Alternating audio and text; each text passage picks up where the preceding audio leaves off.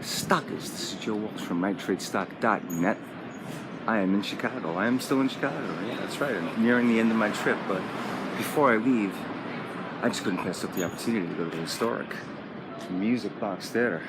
The oldest, if not mistaken, the oldest continuously run movie theater in Chicago that does a mix of first-run stuff and repertory. Now, I wasn't lucky enough to catch any repertory this time out, but they are showing Christopher Nolan's Dunkirk in 70mm, so I couldn't pass up the opportunity to see an old movie palace. Well, it was actually considered like a junior movie palace because movie palaces back then, this was built in 1929, and movie palaces at the time would fit anywhere between, 2, 3, and 5, in some cases 5,000 people. I believe the Music Box seats 500 to 600, so it was kind of considered a palace junior. But it's still standing. It survived. It's the last remaining movie palace in Chicago. It was Siskel and Ebnert's favorite movie theater, I believe, if I'm not mistaken. The original version of sneak previews that aired on PBS, they modeled the set after the interior or the balcony seating of the Music Box. It opened in 1929.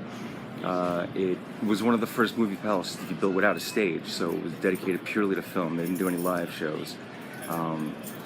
I believe it was because it was built in 1929, and they kind of considered sound film might be a fad that would pass.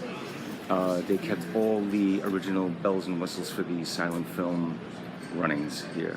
And if I'm not mistaken, I believe the original organ has been restored and is in the Music Box. I'll be checking that out in a second when I go inside. It had its period in the 70s, I think, where it became a porn theater just to stay afloat. But in the early 80s, it was taken over by the group that currently runs it, and they went back to the first run / repertory model. And it's been doing that ever since. So, and it was really, it's a gem. It's a gem of a movie theater. Look at that architecture outside, that facade. Well, anyway, I'm getting ready to go inside. Now, again, sadly enough, I can't watch, an old classic film in here, but who knows if 30 years from now, Dunkirk's not going to be considered a great classic masterpiece. They'll be saying, how did they make them like that back then? So, I'm going to catch it on its first run. But anyway, I trade stock in Chicago, going to the Music Box Theater to catch Christopher Nolan's Dunkirk in 70mm. Stick with me, stockers.